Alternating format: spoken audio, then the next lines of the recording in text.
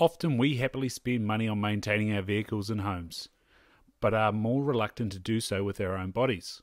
While diet, exercise and clean living can go so far, our bodies sometimes can't keep up with demands, and then injuries, aches and pains tend to become increasingly troublesome. This is because some of the vital nutrients the body uses to maintain our joints and general well-being have become depleted. On the flip side, it's astounding how well the body heals when it has what it needs. With Kane's D Velvet on board, the body is refueled with amazing nutrients it uses in maintaining the immune system, bones, joints, circulation and general well-being. With the tank topped up, it can get on with the magic of healing and restoration. Find out more at www.canesdeervelvet.com and use the code STAGRAW252 for a 20% discount. Welcome, the 200 Club. If you want to get your hands on Big Game Records, NZDA have the Big Game Records after Halcyon Publishing closed down in New Zealand last year. So if you want to get yourself your own copy of Big Game Records, all of them, head on to the NZDA website. You can grab yourself one of these t-shirts too. Very nice. So, as we said in the last episode, Glen Bull, Northern Kaimanawa Rangers back in 1943. But 6 by 6 people, we'll get messages about this, not that long, 28 and 4 by 28 and 2. Not that wide either, 26 and 4. The span is 21 and 5. So the beams, they're 5 and 3 by 5 and 1. The coronets are 7 and 2 by 7 and 2. And get this, it says brow tines 5 and 1 by 6 and 2, and trades 7 and 5 by 10. So I think Banwell's rewritten this. Inner tops 6 and 4 by 6 and 5. Outer tops are 8 by 9 and 1. The inner outer top 8 and 8 by 10 and 1. And then the second inner off 7 and 6 by 2 and 2/8. So not as big here on the right hand side. So he gets an extra 4 and 4 there. The total is 204 and 3/8. So that's made the difference. It's got it in. Pretty cool. So Glen Bull secured his trophy in the north of the range. A set of antlers which display very strongly the configuration of the northern Chinese forms. Unfortunately, however, we know very little about the securing of this particular stag, with the exception of the locality in which it was taken. We understand it was taken on the flats of the Tahotua River, of course, during those early years. This area was the main source of the good trophies, where things were liberated.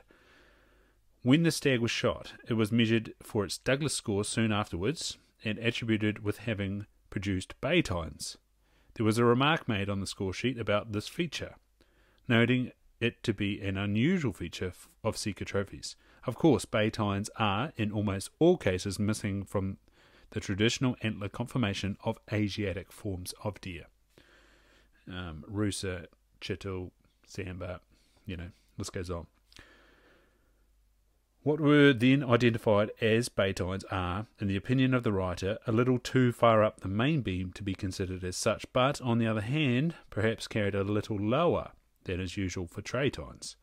As a consequence, the writer has taken the liberty of defining the structure of this head as being in the traditional conformation for Asiatic forms of deer, and has considered the tines as brow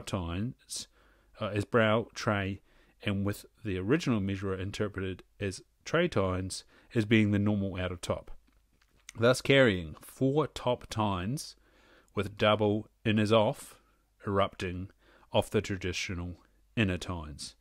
And if you've on Spotify, YouTube, you'll see on that left hand side that outer top is quite short, and it does look confusing. Otherwise, if you're listening on one of the other platforms, head over to Stag Ryan or Ryan O'Connor NZ on Instagram, and you'll see the image. A lot of you have come from there, so you've probably seen this and gone, hey, and come over to have a listen. So, an interesting one there from 1943.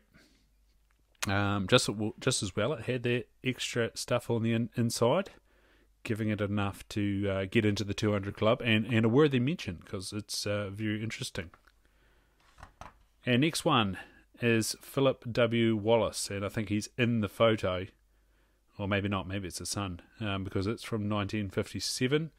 Taharua Valley again, Kaimanawa Ranges. So you make sure you're subscribed. If you're new here, slap a 5-star. If you're old here and you haven't done it, get on that 5-star rating. That'd be much appreciated.